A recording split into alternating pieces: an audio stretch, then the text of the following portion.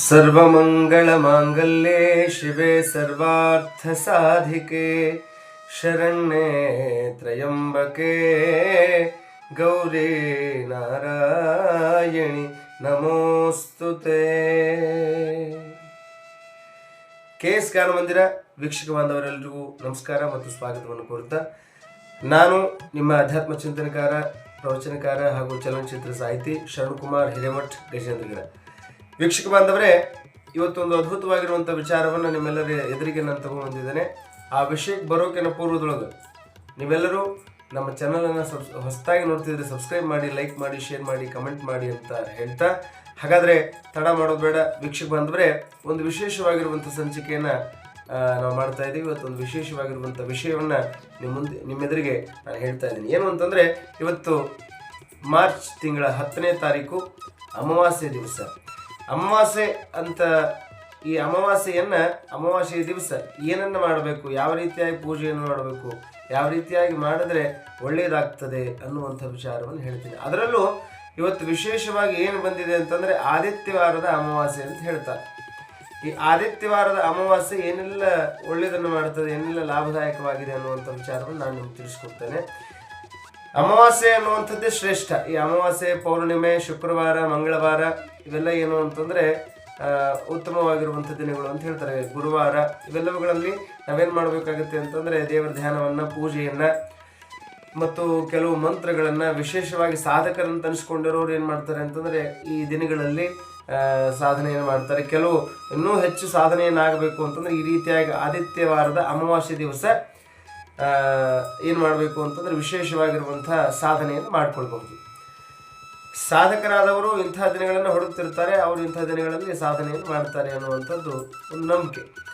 ಜೊತೆಗೆ ಗ್ರಹಣ ಕಾಲದಲ್ಲಿ ನಾವು ಏನು ಮಾಡ್ತೀವಿ ಅಂತಂದರೆ ಕೆಲವು ಸಾಧಕರೆಲ್ಲ ಏನು ಮಾಡ್ತಾರೆ ಅಂತಂದರೆ ಮಂತ್ರವನ್ನು ಪಠಣೆ ಮಾಡ್ತಾರೆ, ಪೂಜೆಯನ್ನು ಮಾಡ್ತಾರೆ, ವಿಧ ವಿಧವಾಗಿ ದೇವರನ್ನು ಸ್ಮರಣೆ ಮಾಡ್ತಾರೆ ಅಂತ ಹೇಳ್ತಾರೆ.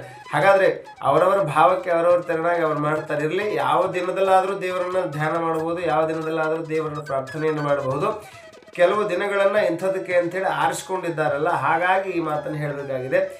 ಕೆಲವು ಸರ್ತಿ ನಾವು ಆ ದಿನಗಳಲ್ಲಿ ವಿಶೇಷವಾಗಿರುವಂಥ ವಿಶೇಷ ಶಕ್ತಿ ಇರ್ತದೆ ಅಂತ ಹೇಳ್ತಾರೆ, ಕೆಲವರೆಲ್ಲ ಹೇಳ್ತಾರೆ. ಹಾಗಾಗಿ ಇವತ್ತಿನ ವಿಶೇಷತೆ ಏನು ಅಂತಂದರೆ, ಇವತ್ತು ಆದಿತ್ಯವಾರ ಬಂದದಲ್ಲ, ಆ ಆದಿತ್ಯವಾರದ ಅಮಾವಾಸ್ಯೆ. ಈ ಆದಿತ್ಯವಾರದ ಅಮಾವಾಸ್ಯೆ ದಿವಸ ಏನು ಮಾಡಬೇಕು ಅಂತಂದರೆ ನಾನು ನಿಮ್ಗೆ ನೇರವಾಗಿ ಹೇಳ್ತೀನಿ. ಏನು ಅಂತಂದರೆ ಎಲ್ಲರೂ ಮಾಡೋದೇನು ಅಂತಂದರೆ ವಾಹನಗಳನ್ನು ಪೂಜೆ ಮಾಡ್ತಾರೆ ಆದಿತ್ಯವಾರದ ಅಮಾವಾಸ್ಯೆ ದಿವಸ. ಈ ವಾಹನದ ಪೂಜೆಯನ್ನು ಮಾಡುವಾಗ ಕೆಲವು ತಪ್ಪುಗಳನ್ನು ಮಾಡ್ತಾರೆ. ಹಾಗಾಗಿ ಈ ತಪ್ಪುಗಳನ್ನು ಮಾಡಬಾರ್ದು ಅನ್ನೋದಕ್ಕಾಗಿ ನಾನು ವಿಡಿಯೋ ಮಾಡ್ತಾ ಇದ್ದೀನಿ. ಸ್ನೇಹಿತರೆ, ಈ ವಿಶೇಷವಾಗಿರುವಂಥ ಅಮಾವಾಸ್ಯೆ ದಿವಸ ಏನು ಮಾಡಬೇಕು, ಯಾವ ರೀತಿಯಾಗಿ ವಾಹನದ ಪೂಜೆಯನ್ನು ಮಾಡಬೇಕು ಅಂತಂದರೆ, ಯಾರು ವಾಹನವನ್ನು ಪೂಜೆ ಮಾಡ್ತಾರೆ ಅವರು ಮೊದಲು ತಾವು ಶುಚಿರ್ಭೂತರಾಗಿ ಸ್ನಾನವನ್ನು ಮಾಡಿರಬೇಕು. ಸ್ನಾನವನ್ನು ಮಾಡಿ ತಾವು ಪೂಜೆಯನ್ನು ಮುಗಿಸ್ಕೊಂಡ ಮೇಲೆ ವಾಹನದ ಪೂಜೆಯನ್ನು ಮಾಡಬೇಕು.